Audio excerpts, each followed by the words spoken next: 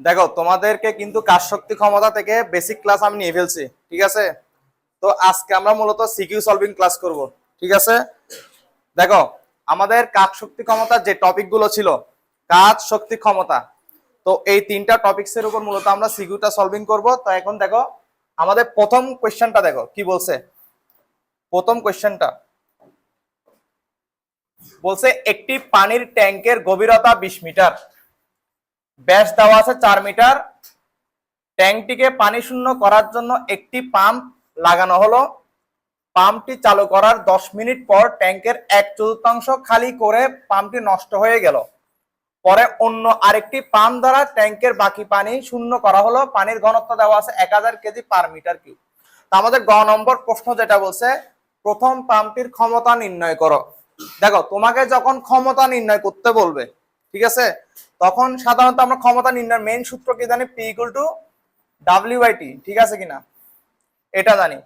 আর যদি কর্মদক্ষতা থাকে সেক্ষেত্রে আমরা সাধারণত যে সূত্র জানি, এটা সমান পি প্রাইম বাই পি, যেখানে আমার পিটা হলো মোট প্রদত্ত ক্ষমতা আর পি প্রাইম যেটা আছে এটা হলো কার্যকর ক্ষমতা।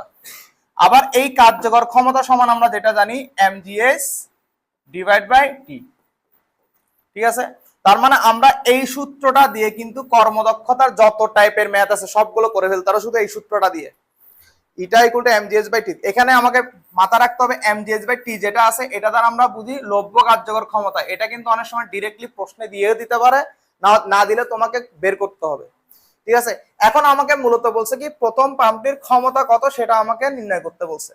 এখন আমি তোমাকে বলি তাহলে সূত্র কি হবে? P equal to MGS by T হবে, এটা দিয়ে আমরা করে ফেলবো।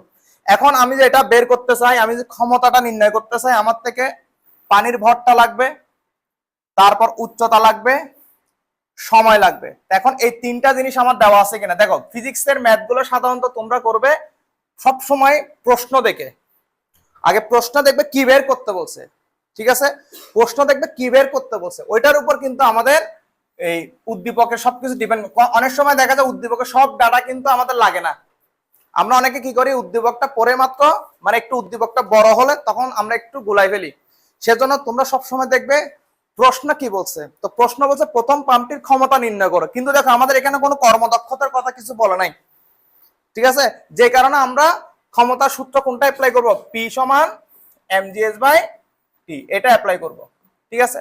তা আমি তোমাদেরকে বলি সাধারণত ফিজিক্সের ম্যাথ করার নিয়ম হলো বাম পাশে তোমরা অরিজিনাল সূত্রটা লিখবে, ডান পাশটাতে তোমার তোমার সাপোর্টিং সূত্র যদি থাকে এগুলা এবং তথ্যগুলো সব তুমি ডান পাশে লিখবে। বাম পাশটাতে তোমার অরিজিনাল সূত্রটা হবে, মেইন সূত্রটা হবে বাম পাশে।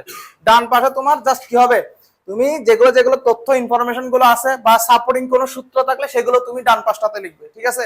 তো এখন আমরা একটু আমাদের লাগবে কি এম। এখন কথা হলো এখানে কিন্তু আমার এম এর মানটা ডিরেক্টলি দেয় নাই, সরাসরি কিন্তু এম এর মান দেয় নাই। তো এম এর মান যদি না দেওয়া থাকে সেক্ষেত্রে আমরা যে সূত্রটা অ্যাপ্লাই করতে পারি, rho equal to M by B, এই সূত্রটা অ্যাপ্লাই করতে পারি। যেখান থেকে আমরা লিখতে পারি এম সমান কি ভি রো, ভি রো, ঠিক আছে কিনা। তো এখন একটা জিনিস খেয়াল করো, এখানে কি বলছে দেখো, এখানে বলছে এক চতুর্থাংশ খালি করে, তার মানে 4/1 খালি করছে। তার মানে আমি এই ভিটাকে এবার লিখতে পারি 1/4 বি, এবার লেখা যায় কিনা বলো? 1/4 বি লেখা যায় কিনা? 1/4, ঠিক আছে। তাহলে এখন দেখো ভি সমান আমরা কি জানি বলতো? পাই আর স্কোয়ার এইচ ইন্টু রো, ঠিক আছে। এই তো এখান থেকে আমরা এমটা বের করে ফেলবো। দেখে একটু ক্যালকুলেট করে ফেলো তো তোমরা। আর এর মান কত দেওয়া আছে? আর এর মান দেওয়া আছে 2 স্কোয়ার, উচ্চতা দেওয়া আছে কত? 20 মিটার, রো এর মান কত? পানির ঘনত্ব কত? 1000। এটা দেওয়া না থাকলে 1000 ধরবে, ঠিক আছে। এখান থেকে আমরা চাইলে ভরটা বের করে ফেলতে পারি। কত আসে একটু ক্যালকুলেট করে দেখো, হ্যাঁ কত আসে? আচ্ছা আমি করে দেখতেছি। ইন্টু 4 ইন্টু 20 ইন্টু 1000 ভাগ 4, কত আছে এটা? না 62,832, এটা আসছে কিনা সবার? এটা আসছে 62,832 কেজি, এটা আসছে কিনা? ঠিক আছে, 62,832 কেজি। দেখো সবার এটা আছে। আচ্ছা, এবার আসো এইচ। দেখো যখন পানি থাকবে পূর্ণ এবং এই পানি পূর্ণকে তোমাকে যখন করতে হবে শূন্য, তখন সব সময় তোমাকে গড় উচ্চতা হিসাব করতে হবে। ঠিক আছে, পানি পূর্ণকে তুমি যদি করতে চাও শূন্য, তোমাকে কি হিসাব করতে হবে? গড় উচ্চতা। তা গড় উচ্চতার বিষয়টা আমি একটু আরেকবার ক্লিয়ার করে দিচ্ছি। দেখো ধরো আমার পানি সম্পূর্ণ পূর্ণ আছে, খেয়াল করো, আমার এই ট্যাঙ্কির উচ্চতা ধরো 10 মিটার। আমি এই পানি পূর্ণকে যদি শূন্য করতে চাই, তাহলে আমাকে গড় উচ্চতা কত ধরতে হবে? 5 মিটার, অর্ধেক ধরতে হবে। এটা কেন ধরা হয় সেটা আমি আরেকবার বলি। দেখো একটু খেয়াল করো, আমি যখন পানিটা উত্তোলন করব, এই প্রত্যেকটা পয়েন্টে আমার পানি আছে কিনা দেখি বলো। ধরো তুমি নিচের পয়েন্ট থেকে পানির উচ্চতা হিসাব করছো, 10 মিটার হিসাব করছো। এখন কথা হলো, সব পানি তো আর 10 মিটার নিচে নাই, একদম পৃষ্ঠে তো পানি আছে। তাহলে আমি পৃষ্ঠের পানির উচ্চতাটাকে 0 ধরি আর নিচেরটাকে যদি 10 ধরি, তখন আমরা কি করি, এটার গড় উচ্চতা হিসাব করে 0 + 10 / 2 = 5 মিটার। ঠিক আছে, তাহলে আমরা এই গড় উচ্চতা হিসাব করে, যেটাকে আমরা বলি ভর কেন্দ্রের সরণ, এই গড় উচ্চতা হিসাব করে কিন্তু আমরা কি করি, এইচ এর মানটা নির্ণয় করে থাকি। এখন ধরো তোমার অর্ধেক পূর্ণ আর অর্ধেক শূন্য। এখন তুমি গড় উচ্চতা কিভাবে হিসাব করো? মনে করো এটা টোটাল হাইট হলো 10 মিটার। তার মানে যে অংশটাতে পূর্ণ থাকবে সেখানে আমরা গড় উচ্চতা নিব সবসময়। যে অংশটাতে পূর্ণ থাকবে সেখানে আমরা গড় উচ্চতা নিব। দেখো 5 মিটার কিন্তু খালি আছে, দেখো 5 মিটার কিন্তু খালি আছে, নিচের 5 মিটার যেটা আছে এটা পূর্ণ আছে। তাহলে 5 এর অর্ধেক কত? 2.5। তাহলে আমার টোটাল গড় উচ্চতা হবে এখন কত? টোটাল উচ্চতা হবে কত? 7.5 মিটার। ঠিক আছে, টোটাল উচ্চতা হবে 7.5 মিটার। তাহলে এখন দেখো এখানে কি, এখানে হলো 1/4 খালি করে, তার মানে 4/1 তার মানে বিষয়টা কেমন দেখো, একটু খেয়াল করে, এটা একটু বুঝতে হবে। এখানে আমাদের আমরা এই 20 মিটারটাকে বোঝার সুবিধার্থে 4টা ভাগ করব। কি বলো? ধরো এটা একটা ভাগ, 2 ভাগ, 3 ভাগ, 4 ভাগ, এই 4 ভাগ, প্রত্যেকটা 5 করে, এই যে 5 করে, 4 × 5 = 20। তার মানে আমি উপরের অংশটুকু কি করছি, উপরের অংশটুকু কিন্তু কি করছি, খালি করছি। তার মানে আমার নিচের অংশের সাথে কোনো ফাংশন নাই। বুঝা গেছে? আমার নিচের অংশের সাথে কোনো ফাংশন, আমরা কিন্তু এখানে অনেকে ভুল করে ফেলবো। আমাদের যেহেতু সম্পূর্ণ পূর্ণ আছে, আমি 4/1 খালি করছি, 4/1 শূন্য করছি। তার মানে 1 ভাগ বলতে উপরের 1 ভাগ শূন্য করছি। তার মানে আমি এই জায়গাটাতে আমি গড় উচ্চতাটা নিব। তার মানে আমার গড় উচ্চতা কত হবে? 2.5 হবে। কত হবে? 2.5 হবে। ঠিক আছে কিনা? গড় উচ্চতা কত হবে? 2.5 মিটার হবে। ঠিক আছে, তাহলে এখন আমাদের এখানে গড় উচ্চতা এইচ কত হবে বলো? এইচ = হবে তোমার 2.5 মিটার। ঠিক আছে কিনা? কত হবে? 2.5 মিটার। গেল। এবার আমরা জাস্ট মানগুলো, সময় কতটুকু লাগছে? 10 মিনিট লাগছে। সময় কতটুকু লাগছে দেখি বলো, টাইম কতটুকু লাগছে? 10 মিনিট। তাহলে 10 × 60 600 সেকেন্ড। এখানে গড় উচ্চতা লিখবো আমরা, গড় উচ্চতা।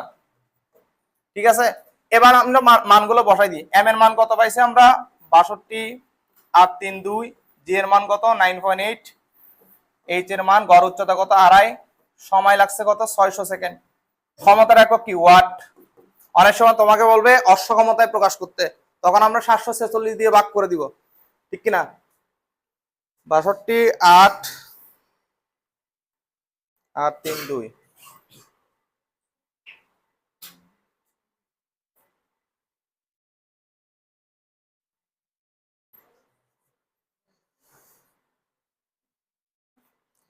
কত আছে? 2565.64 ওয়াট। এটাকে আমরা 1000 দিয়ে যদি ভাগ করি, তা আমাদের মান আসবে 2.57 কিলোওয়াট। ঠিক আছে, অথবা তুমি যে এটাকে হর্স পাওয়ারে নিয়ে যাও, তাহলে জাস্ট কি করতে হবে?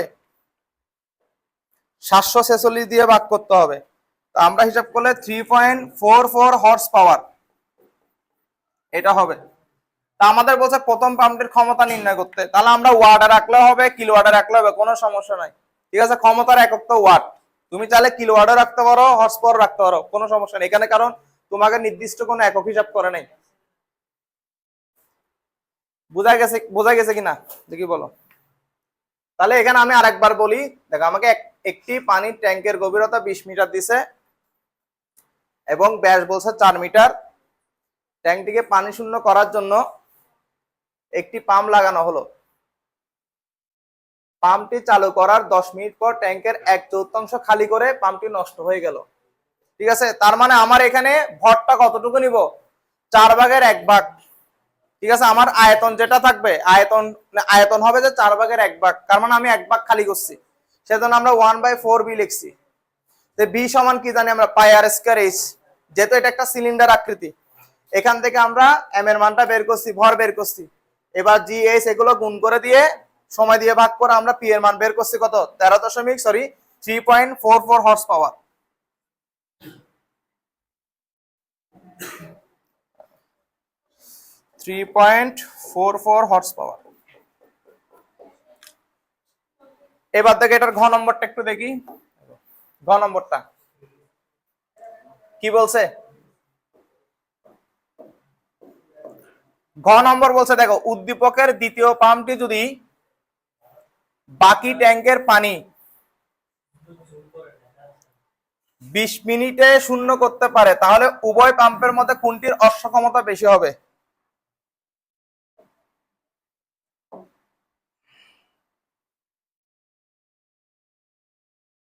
এখন ঠিক আছে,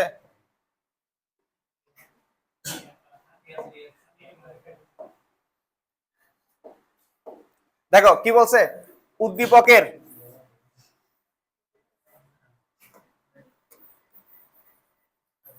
দেখো বলছে কি, উদ্দীপকের দ্বিতীয় পাম্পটি যদি বাকি ট্যাঙ্কের পানি 20 মিনিটে শূন্য করতে পারে, তাহলে উভয় পাম্পের মধ্যে কোনটির অশ্বক্ষমতা বেশি হবে? এর আগেরটার কিন্তু আমরা অশ্বক্ষমতা বের করে ফেলছি, 3.44 হর্স পাওয়ার। এখন বাকি ট্যাঙ্কের পানি বলতে কিন্তু 4/1 খালি হয়ে গেছে অটোমেটিক, এখন বাকি আছে 4/3। তো এখন তোমাকে বলছে কি, দ্বিতীয় পাম্পটি যদি বাকি ট্যাঙ্কের পানি মানে 4/3 20 মিনিটে শূন্য করতে পারে, তাহলে তার অশ্বক্ষমতা বেশি হবে না আগেরটার অশ্বক্ষমতা বেশি হবে? ঠিক আছে, তার মানে আমাদের আগেরটা তো বের করাই আছে, আমি জাস্ট দ্বিতীয় পাম্পেরটা বের করলে হচ্ছে। তাহলে সেম ভাবে আমরা কি বের করব? সেম ভাবে আমরা পি সমান mgh/t বের করব। এখানে আমাদের 20 মিনিট দেওয়া আছে, কিন্তু এখন জাস্ট কোনটা চেঞ্জ হবে দেখি বলো তো। এখানে দুইটা জিনিস চেঞ্জ হবে, একটা হলো গড় উচ্চতা চেঞ্জ হবে, আর একটা হলো ভর চেঞ্জ হবে। ঠিক কিনা? ঠিক আছে কিনা? কথা ক্লিয়ার না ভেজাল আছে দেখি বলো? ভেজাল আছে দেখি। তাহলে m ইকুয়াল টু কি হবে মামা বলো? বিরো। এখন বিটা কত হবে বলো? 3/4b কিনা? এটা কিনা 4/3। আমাকে এবার 4/3 খালি করতে হবে, কথা ঠিক কিনা? বি এর মান কত? পাই আর স্কয়ার এইচ। ঠিক আছে, এবার ওয়াস্তামা করি দাও, মানে গুণ করি দে। ফাগলামি করতে হবে তো বেটা,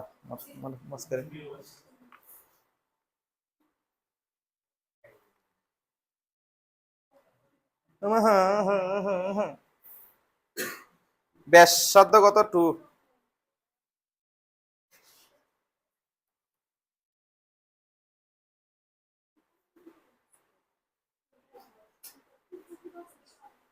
মান কত আছে দেখো, এটা আছে কিনা দেখো, 188,496 কেজি।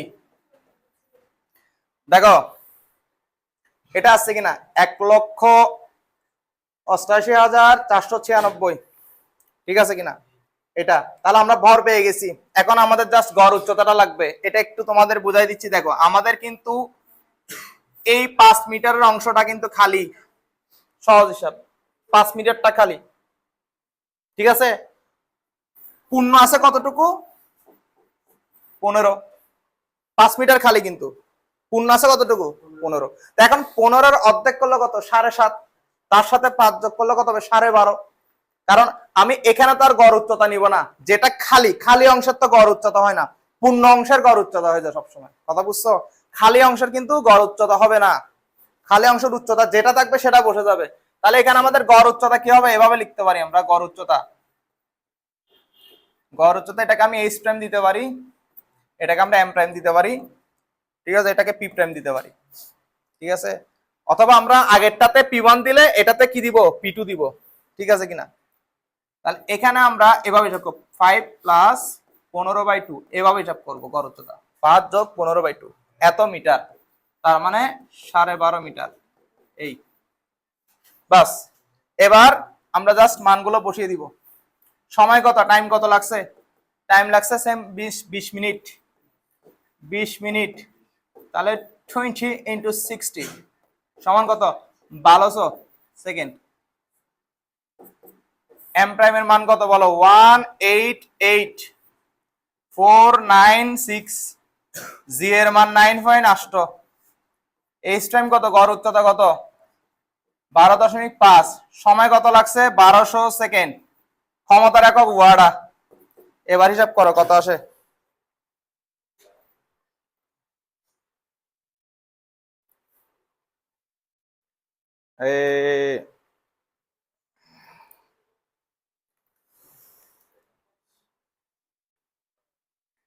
কত আছে দেখো, 19,242.3 ওয়াট। এটাকে আমরা যদি 746 দিয়ে ভাগ করি তাহলে হবে 25.8 হর্স পাওয়ার। এই তাহলে দেখো কি বলছে, কোনটির অশ্ব ক্ষমতা বেশি, তোমার দ্বিতীয়টার, দ্বিতীয় পাম্পের অশ্ব ক্ষমতা বেশি, ঠিক আছে, ঠিক কিনা। তাহলে কি পি প্রাইম গ্রেটার দেন কি, যেহেতু P prime greater than P, সুতরাং দ্বিতীয় পাম্পের অশ্ব ক্ষমতা বেশি, গাণিতিকভাবে বিশ্লেষণ করা হলো। দেখো ফিজিক্সের ম্যাক্সিমাম ম্যাথে এইভাবে করতে হয়, বাম পাশে হবে মেইন সূত্রটা, ডান পাশে যত ইনফরমেশন, যত সাপোর্টিং সূত্র সবকিছু হবে ডান পাশে, এক কথায় শেষ, সবগুলো এই লেভেলে করে যাবে, তাহলে ঝামেলা হবে না, ঠিক কিনা। আচ্ছা, এটা করা হয়েছে, বোঝা গেছে। এখানে দেখো এই কর্মদক্ষতার ক্ষেত্রে সবার একটা জায়গায় কনফিউশন হয়, সেটা হলো গড় উচ্চতা নিয়ে, ঠিক আছে, গড় উচ্চতা নিয়ে কনফিউশন হয়, আর তেমন একটা কনফিউশন থাকে না, এগুলো কিন্তু সহজ, এগুলো তোমরা কিন্তু 9-10 করে আসছো এই ম্যাথ গুলা, ঠিক আছে, এমনকি আমি তোমাদের 9-10 কিন্তু গড় উচ্চতার কনসেপ্ট ক্লিয়ার করে দিছি, ঠিক না বেটি। আচ্ছা দেখো, কোনো প্রশ্ন থাকলে করতে পারো, এনি কোয়েশ্চেন, হ্যাঁ কোনো কোয়েশ্চেন থাকলে করতে হবে। এখানে সবাই জিনিসটা বুঝছো, বোঝা গেছে কিনা। আচ্ছা, যদি বোঝা গিয়ে থাকে তাহলে আমরা পরের স্লাইডে চলে যাই, কি বলো, হ্যাঁ পরের স্লাইডে চলে যাই। এই লিখছো, সবাই লিখছো, ক্লিয়ার। আচ্ছা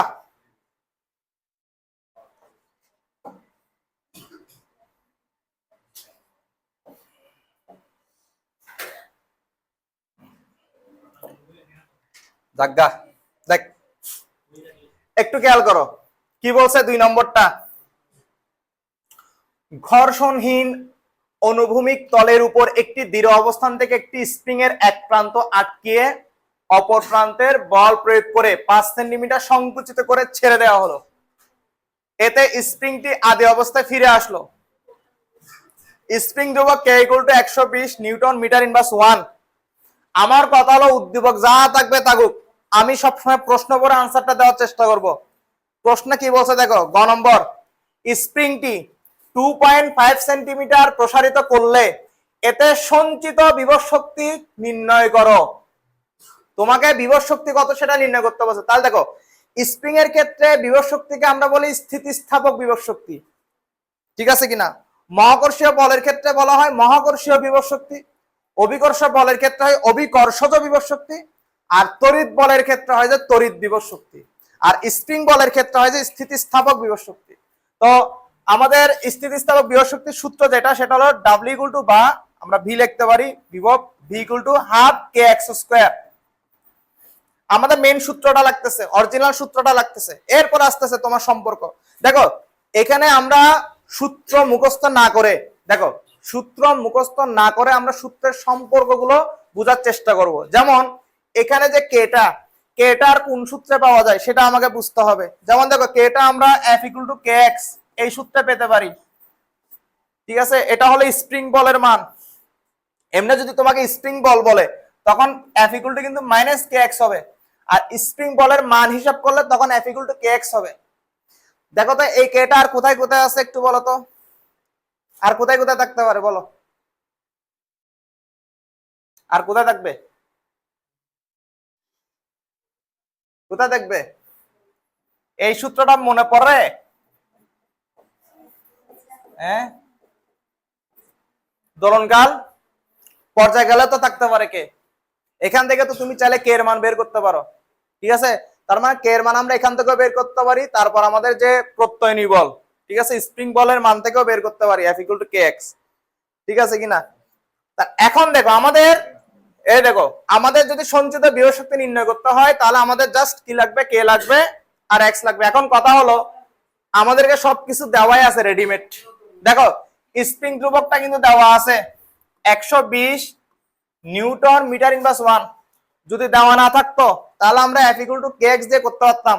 F দেওয়া না থাকলে আমাদের কোনটা অ্যাপ্লাই হয়, mg equal to K x. mg equal to কি হবে, কে এক্স। ধরো তোমার ভর দেওয়া আছে, তখন এটার উপর ওয়েট কাজ করবে, এই ওয়েটটাকে আমরা অভিকর্ষ বল বলতেছি। যেমন আমি তোমাকে একটু বুঝাই বলি, ধরো মনে করো এটা একটা স্প্রিং, ঠিক আছে, এখানে একটা বস্তু আমি দৃঢ়ভাবে আটকাই দিছি, এটা নিচে নামলো, নিচে গিয়ে স্থির হয়ে গেল। স্থির হয়ে যাওয়ার কারণটা তোমাকে বুঝতে হবে। এখানে স্থির হয়ে যাওয়া মানে কি, নিচের দিকে যে অভিকর্ষ বল কাজ করতেছে আর উপর দিকে যে তোমার স্প্রিং বল কাজ করতেছে, দুইটা সমান। তার মানে নিচের দিকে mg আর উপরের দিকে কে এক্স, এই দুইটা সমান। এখন তুমি এই দুইটাকে সমান করে কিন্তু চাইলে এখান থেকে কে এর মান বের করে নিতে পারো। এটা কখন হবে, তুমি স্প্রিং এর মধ্যে যখন একটা বস্তু দৃঢ়ভাবে আটকে রাখবে, বস্তুটা যখন একটা জায়গায় স্থির হবে, ওই অবস্থায় mg ইকুয়াল টু কি হবে, কে এক্স। ওইখান থেকে তুমি চাইলে কে এর মান বের করে নিতে পারো। বুঝা গেছে কিনা? তাহলে এবার দেখো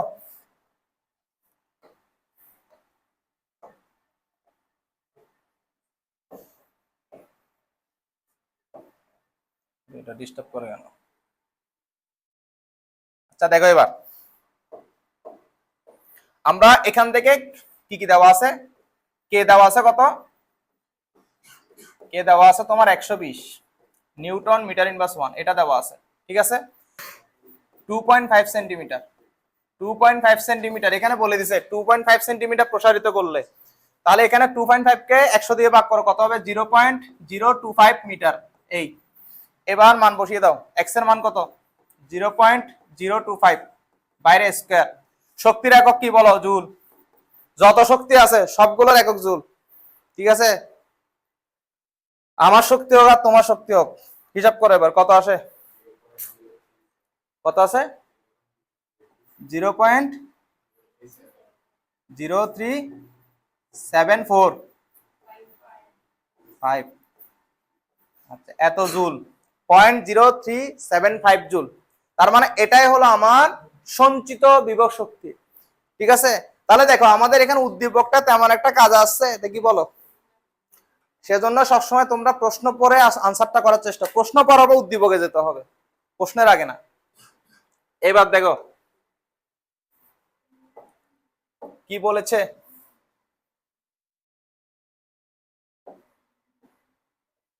বুঝাচ্ছে, দেখো কি বলছে এবার 4 নম্বর প্রশ্নটা কি কি যে বলো, আগেরটা আবার হাত কে এক্স, কে এক্স এর মান বসাই দাও না, শেষ এটা ঝামেলা করো। কি বলতেছো, কিসে, আমি তো প্রশ্নই করতেছি বেটা। দেখো আমি তো প্রশ্নই করতেছি, উদ্দীপকটির স্প্রিং বলটি কি সংরক্ষণশীল বল, তাহলে আগে তোমাকে বলতে হবে সংরক্ষণশীল বল জিনিসটা কি। দেখো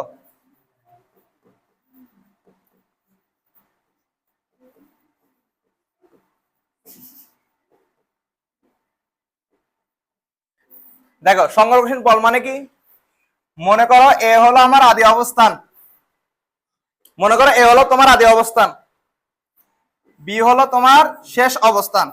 ধরো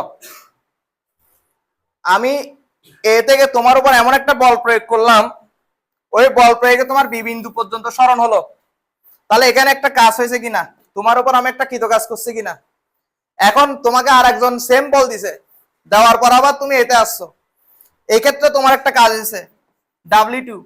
এখন নেট কাজ মানে টোটাল কাজটা যদি তোমার শূন্য হয়, সরল না, কাজ যদি শূন্য হয়, তখন ওই বলটাকে আমরা বলবো সংরক্ষণশীল বল।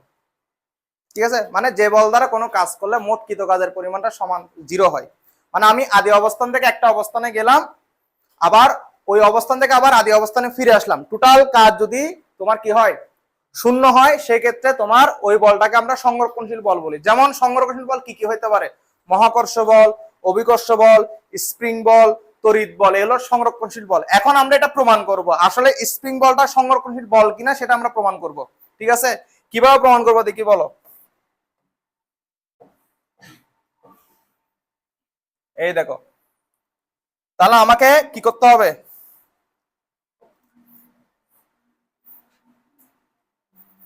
এই যে, ঠিক আছে, ধরো বস্তুটা এ পয়েন্ট থেকে বি পয়েন্টে আসলো, কথার কথা, এ পয়েন্ট থেকে বি পয়েন্টে আসলো। ঠিক আছে, আমরা এখন কি প্রমাণ করবো, স্প্রিং বলটা আসলে সংরক্ষণশীল বল কিনা।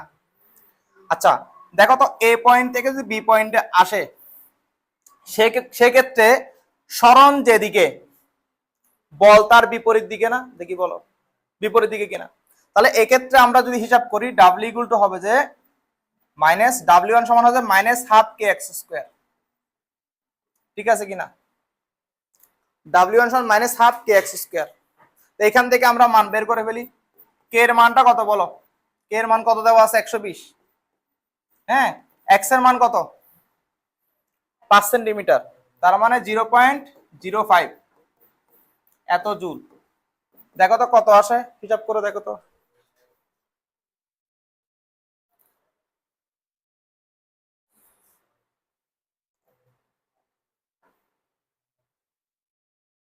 কত আসে, 0.15 মাইনাস 0.15 জুল। এই তাহলে এ থেকে বিতে আসতে টোটাল কৃত কাজটা কত আসছে তোমার, -0.15। দেখো এখানে যেহেতু সংকুচিত করছে, তাহলে বিষয়টা এরকম হবে। ধরো প্রথমে আদি অবস্থান ছিল এটা, ধরো এটা আমি প্রসারিত জিনিসটা দেখে ফেলছি, কিন্তু মূলত এখানে কি করছে, সংকুচিত করছে। এরকম করতেছে কেন আজকে, এই যে বড় এরকম ছিল, জিনিসটাকে আমি সংকুচিত করছি এভাবে, এই সংকুচিত করছি। তার মানে এই যে এ থেকে বিতে গেছে, এই যে এ থেকে বিতে। ঠিক আছে, তাহলে এ থেকে বিতে যেতে আমাদের এখানে কৃত কাজ যেটা পাইছে সেটা ঋণাত্মক কাজ। এখন তুমি যদি এটা ছেড়ে দাও, এটা আবার পূর্বের অবস্থায় ফিরে আসবে না। এবার পূর্বের অবস্থায় যখন ফিরে আসবে, তখন স্প্রিং বল যেদিকে কাজ করবে, সরণটা ঠিক একই দিকে কাজ করবে কিনা। সেক্ষেত্রে আমরা কৃত কাজ যেটা পাবো, W2 সমান কি, হাফ কে এক্স স্কোয়ার। বোঝা গেছে কিনা, যখন আমি টানলাম, আমি যখন এটাকে সংকুচিত করলাম, তখন সরণ যেদিকে, স্প্রিং বল তার বিপরীত দিকে, সেজন্য এখানে নেগেটিভ আসছে। কিন্তু আমি যখন আবার জিনিসটাকে ছেড়ে দিলাম, সে যখন আবার পূর্বের অবস্থা ফিরে আসবে, তখন সরণ যেদিকে যাবে, স্প্রিং বলটা ঠিক সেদিকে কাজ করতেছে, তখন এখানে আমার মানটা পজিটিভ আসতেছে, হাফ কে এক্স স্কোয়ার। এখন মান বসাই দাও, কে এর মান কত, সরি 200, কে এর মান কত, 120, 120, এক্স এর মান কত, 0.05। তাহলে আমি এখানে টোটাল মান পাবো 0.15 জুল। তাহলে আমাদের নেট ওয়ার্ক কত, টোটাল ওয়ার্ক কত, W1 প্লাস W2। ঠিক আছে, W1 হলো -0.15, W2 হলো 0.15। তাহলে দেখো টোটাল কৃত কাজের পরিমাণ কত, 0 জুল।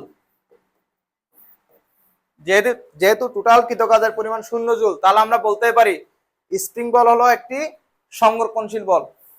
তো তোমাদের এখানে আরেকটা দেখো, স্প্রিং বলের পাশাপাশি আরেকটা জিনিস আছে, সেটা হলো অভিকর্ষ বল একটি সংরক্ষণশীল বল। এটা আমি একটু তোমাদের বুঝা দিচ্ছি, ওখান থেকে কিভাবে প্রশ্ন আসে অভিকর্ষ বল থেকে। দেখো এটা বোঝা গেছে কিনা। তাহলে যেহেতু আমাদের মোট কৃত কাজের পরিমাণটা 0 হয়েছে, সুতরাং আমরা বলতে পারি স্প্রিং বল হলো এক ধরনের সংরক্ষণশীল বল, কনজারভেটিভ ফোর্স। ঠিক আছে, সংরক্ষণশীল বল। দেখো সংরক্ষণশীল বলের কিন্তু আরেকটা শর্ত আছে। সংরক্ষণশীল বল দ্বারা তুমি যদি কোনো কাজ করো, এটি কোনো পথের উপর নির্ভর করবে না। তুমি যে পথে যাও না কেন, প্রত্যেকটা পথে কৃতকাজের পরিমাণটা সমান হবে। ঠিক আছে, এটা আমি একটু প্রমাণ করে দেখবো। দেখো, মনে করো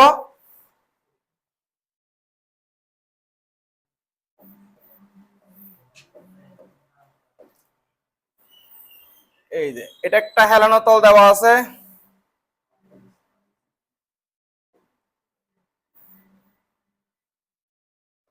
আচ্ছা, ধরো এখানে একটা বস্তু আছে, এখানে একটা বস্তু আছে, এই যে এই পয়েন্টে আমি এখান থেকে বি পয়েন্টে নিব। এখন এ পয়েন্ট থেকে বি পয়েন্টে নেওয়ার রাস্তা কিন্তু কয়টা? দুইটা। একটা হলো সরাসরি, আর একটা হলো এ থেকে সি তে যাব, সি থেকে বি তে যাব। ঠিক আছে, এখানে আমি অ্যাঙ্গেলটা থিটা ধরে নিলাম। কত ধরে নিলাম? থিটা ধরে নিলাম। তো এখন তোমাকে বললো যে আমি যদি কোনো এই বস্তুটাকে এ থেকে বি পয়েন্টে নিই, তাহলে সেক্ষেত্রে আমাদের এ বি পথ বলো বা এসিবি পথ বলো, প্রত্যেকটা পথে যদি কৃতকাজের পরিমাণ সমান কিনা। এখন তোমাকে এখান থেকে জাস্ট যে প্রশ্নটা করবে সেটা হলো কি, অভিকর্ষ বল সংরক্ষণশীল বল কিনা। প্রশ্নটা হলো কি, প্রশ্ন কি, অভিকর্ষ বল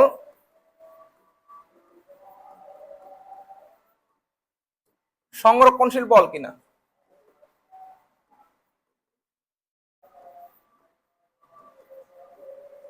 ধরো এটা তোমাকে প্রশ্ন করছে, অভিকর্ষ বল সংরক্ষণশীল বল কিনা সেটা তোমাকে প্রশ্ন করছে। তাহলে এখানে আমরা আমাদের যে সংরক্ষণশীল বলের যে দ্বিতীয় সত্য, যে কোনো পথের উপর ডিপেন্ড করে না, নির্ভর করে না, সেটা আমরা একটু প্রমাণ করে দেখব। তাহলে আমরা প্রথমে এ থেকে বি তে যাব। তো অভিকর্ষ বল সব সময় নিচের দিকে ক্রিয়াশীল থাকে, তার মানে অভিকর্ষ বল যেটাকে আমরা এমজি বলতেছি, তাহলে এটা হলো আমাদের এমজি বল, আর এটা হলো আমাদের সরণ। আমি সরণটাকে ধরে নিলাম এক্স, সরণটাকে কি ধরে নিলাম? এক্স। আর এই বিসি যেটা দেখতেছে এটাকে ধরো আমি এইচ ধরে নিলাম, এক্স এইচ। আচ্ছা, তো এখন আমাদের যে সূত্র কি, আমাদের কাজের সূত্র কি ছিল? W equal to F S cos theta, ঠিক না বেটি? W equal to F S cos theta. F হলো বল আর এস কস থিটা হলো সরণের উপাংশ। বল ও বলের দিকে সরণের উপাংশের গুণফলকে আমরা কাজ বলি। বল ও বলের দিকে সরণের উপাংশের গুণফলকে কি বলা হয়? কাজ বলা হয়। তাহলে এখন দেখো আমি প্রথমে ডাব্লিউ এ বি পথে কাজটা করব, এ বি পথে কাজটা করব। তাহলে এখানে আমার এফ ইকুয়াল টু কি হবে? এমজি। কি হবে? এমজি। আমার সরণটা কত? X cos theta. থিটা মানে কি? বল ও সরণের মধ্যবর্তী কোণ। দেখি বলো, বল ও সরণের মধ্যবর্তী কোণ কত? 90 ডিগ্রি প্লাস থিটা। তাহলে 90 ডিগ্রি প্লাস থিটা। 90 ডিগ্রি পাশের সংখ্যাটা বিজোড় সংখ্যা। 90 ডিগ্রি পাশের সংখ্যা বিজোড় সংখ্যা হলে সাইন কস হয়, কস সাইন হয়, tan cot, cot tan, sec cosec, cosec sec, ঠিক কিনা? তাহলে কসটা কি হবে দেখি বলো? সাইন হবে। তাহলে সাইন থিটা হবে, সাইন থিটা। আর এটা কোন চতুর্ভাগে বসে? 90 ডিগ্রি প্লাস থিটা কোন চতুর্ভাগে দেখি বলো? দ্বিতীয় চতুর্ভাগে। কস পজিটিভ না নেগেটিভ? নেগেটিভ। তাহলে এখানে মাইনাস বলবে। দ্বিতীয় চতুর্ভাগে তোমার কস নেগেটিভ না পজিটিভ বলো? নেগেটিভ, এর জন্য মাইনাস বলবে, মাইনাস এমজিএক্স সাইন থিটা। ঠিক আছে, তার মানে আমি এ বি পথে কৃত কাজটা নির্ণয় করছি। এবার আমি কি করব? আমি এ থেকে সি তে যাব, তারপর সি থেকে বি তে যাব। এখন দেখবো এই এ থেকে সি হয়ে বি তে গেলে আমার টোটাল কৃত কাজটা এটা সমান হয় কিনা। যদি হয় তখন আমরা বলতে পারবো এই যে আমার অভিকর্ষ বল একটা সংরক্ষণশীল বল, কনজারভেটিভ ফোর্স। তাহলে আমি প্রথমে ডাব্লিউএসি তে যাব, এ থেকে সি তে যাব। দেখো তো, একটু খেয়াল করো তো, আমি এ থেকে সি এর ডিস্টেন্সটাকে আমি ধরে নিলাম এল। কি ধরে নিলাম? এল ধরে নিলাম। আমার ওয়েট কত? আমার অভিকর্ষ বলটা কত? এমজি। এদের মধ্যবর্তী কোণ কত? 90 ডিগ্রি।